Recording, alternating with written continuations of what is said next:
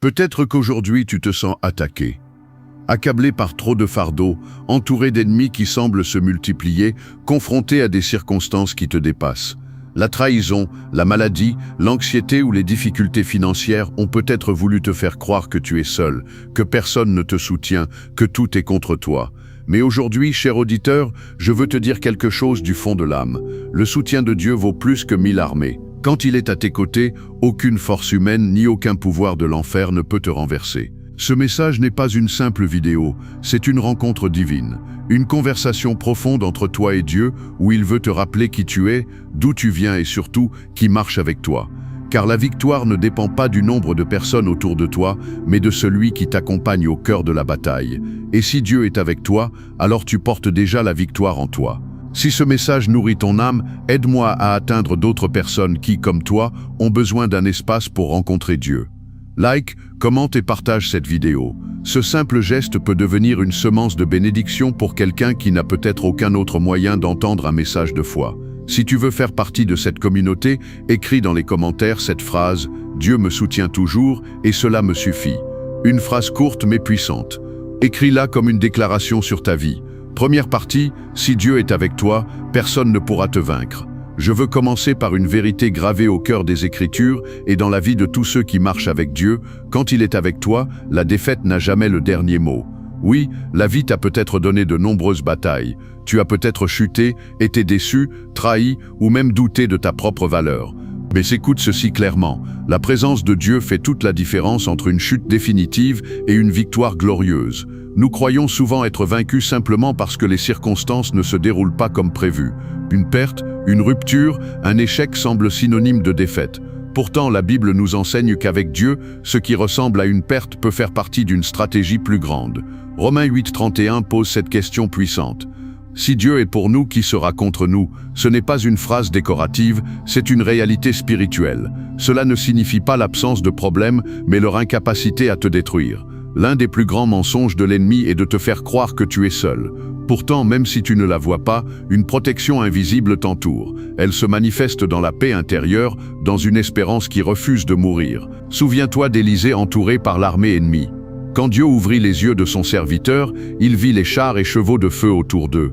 Ce que tu ne vois pas ne signifie pas que cela n'existe pas.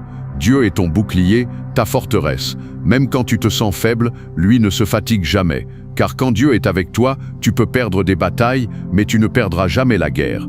Garde cette vérité dans ton cœur, Dieu est avec moi, je ne serai pas vaincu. Deuxième partie, la présence de Dieu est ta protection invisible. Si tu es encore là, c'est que ton âme sait qu'elle a besoin de plus qu'un simple réconfort émotionnel.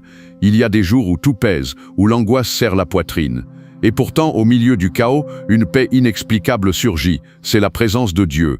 Isaïe 41:10 dit « Ne crains rien, car je suis avec toi, je te soutiendrai de ma droite victorieuse ». La présence de Dieu ne dépend pas de ton état émotionnel. Elle est là quand tu es fort, mais aussi quand tu es à terre. Dieu n'aime pas selon tes performances, il aime selon son caractère. Comme Israël guidé par la colonne de nuée et de feu, tu es aussi conduit même si tu ne le vois pas. Quand tu pensais tomber et que tu es resté debout, quand une porte s'est ouverte au dernier moment, c'était lui. Déclare dans ton cœur, la présence de Dieu est ma protection invisible. Troisième partie, Dieu utilise les défaites pour forger ta victoire. Ce qui ressemble à une défaite peut être une étape cachée du plan de Dieu. Joseph a été vendu, accusé, oublié, pourtant tout faisait partie de sa préparation. Dieu voit le tableau complet, il ne forme pas ses enfants dans les applaudissements, mais dans le désert. La faiblesse n'est pas un obstacle pour Dieu, elle est souvent le lieu où sa puissance se manifeste.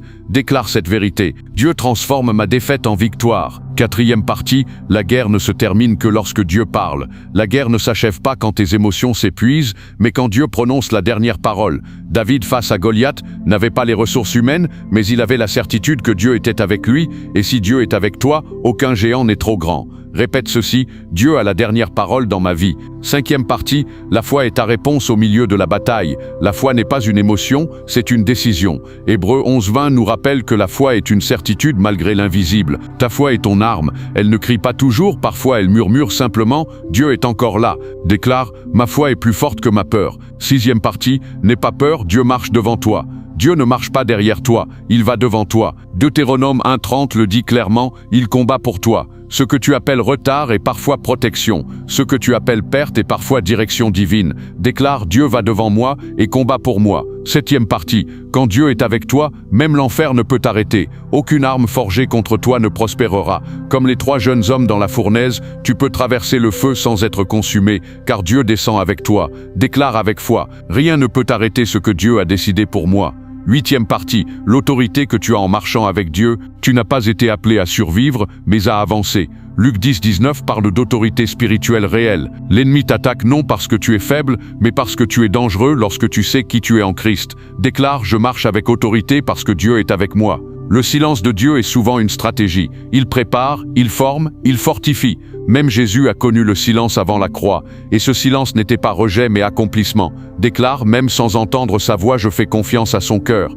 10e partie. Quand tout échoue, Dieu reste fidèle. Les hommes changent, les circonstances vacillent, mais Dieu demeure fidèle. Sa fidélité ne dépend pas de tes performances, mais de son caractère. 2 Timothée 2:13 le dit clairement. Même si nous sommes infidèles, lui demeure fidèle. Quand tout s'effondre, il reste ton rocher. Sa miséricorde se renouvelle chaque matin. Et si tu respires encore aujourd'hui, c'est qu'il y a encore grâce, espérance et chemin devant toi. Et pourtant, même au cœur de cette tempête, il existe une vérité que rien ni personne ne peut effacer.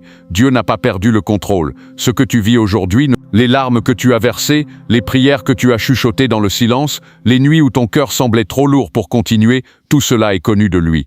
Il y a des saisons où Dieu ne calme pas immédiatement la tempête, mais il calme ton cœur au milieu d'elle. Il y a des moments où la réponse que tu attends tarde, non pas parce qu'il t'a oublié, mais parce qu'il est en train de te façonner. Ce délai n'est pas un refus, c'est une préparation.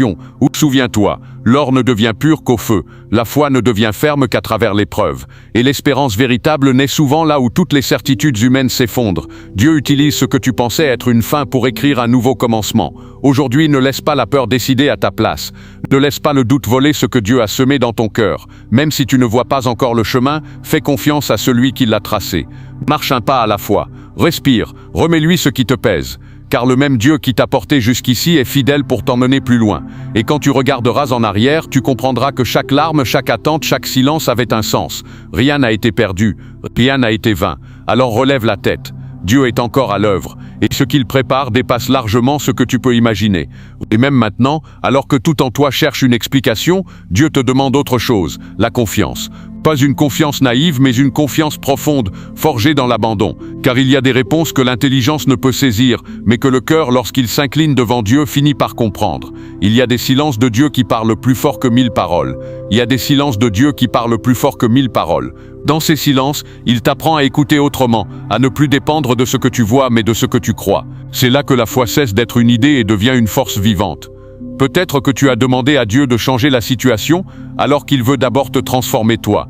Peut-être que tu pries pour une porte ouverte, alors qu'il travaille en profondeur pour te rendre capable de passer par elle sans te perdre. Dieu ne précipite jamais ce qui doit être solide. Ne te compare pas aux autres. Leur chemin n'est pas le tien, leur saison n'est pas la tienne.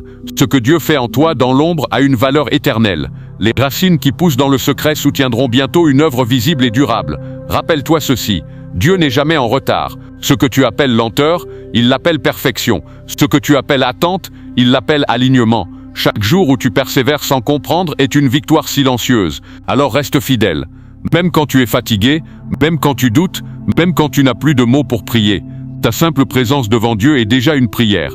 Et un jour, au moment exact, sans prévenir, la lumière percera. Ce qui était confus deviendra clair. Ce qui faisait mal guérira. Et tu diras, maintenant je comprends. Parce que Dieu n'a jamais cessé d'agir, même quand tu pensais qu'il se taisait.